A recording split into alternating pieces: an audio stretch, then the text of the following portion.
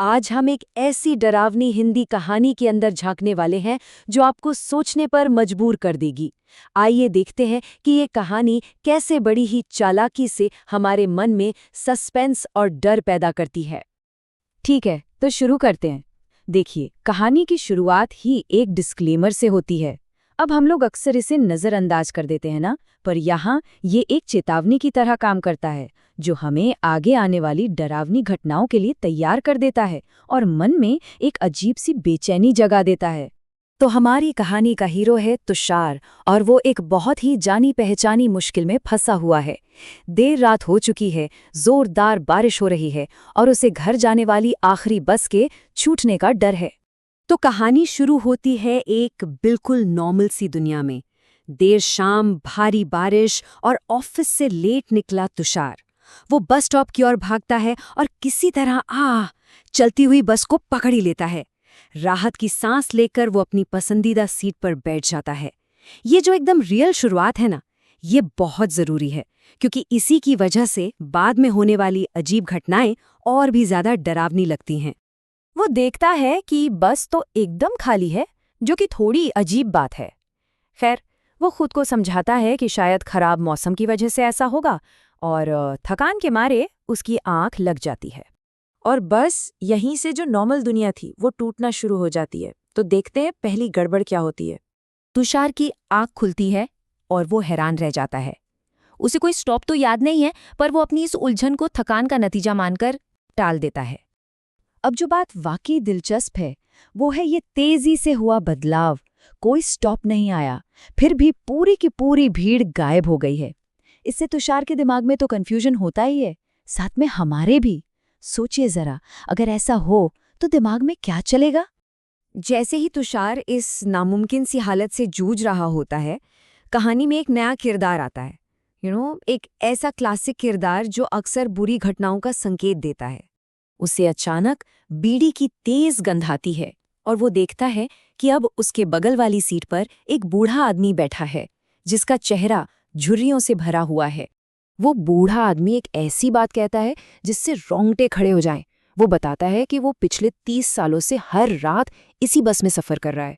वो अपनी एक पर्सनल भूतिया कहानी सुनाता है, बस के बारे में एक सीधी सीधी चेतावनी। वो बताता है कि 1 साल पहले ऐसी ही एक बारिश वाली रात को उसने खाली आंखों वाले एक आदमी को उसे घूरते हुए देखा था।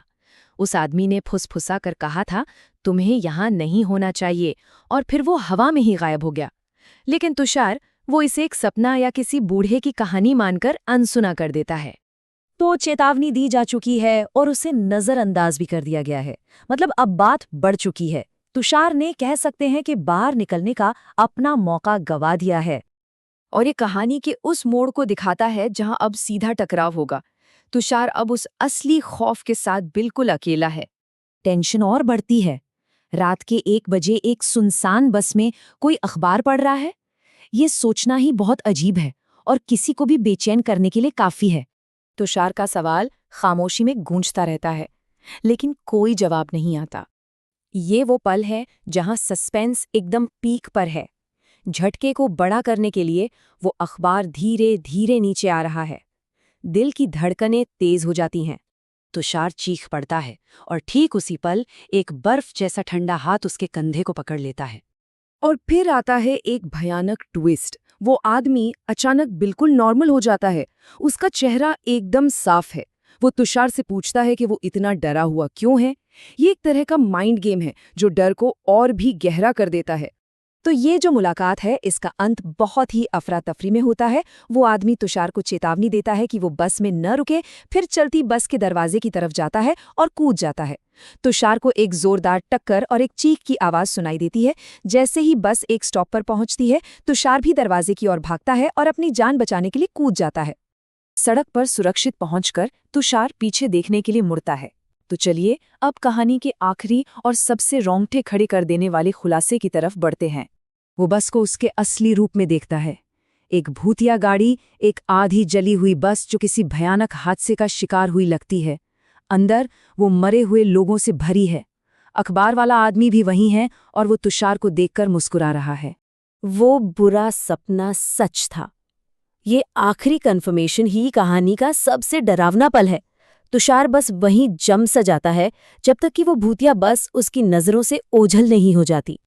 और कहानी का ये विश्लेषण हमें इस आखिरी मन में बस जाने वाले सवाल के साथ छोड़ जाता है।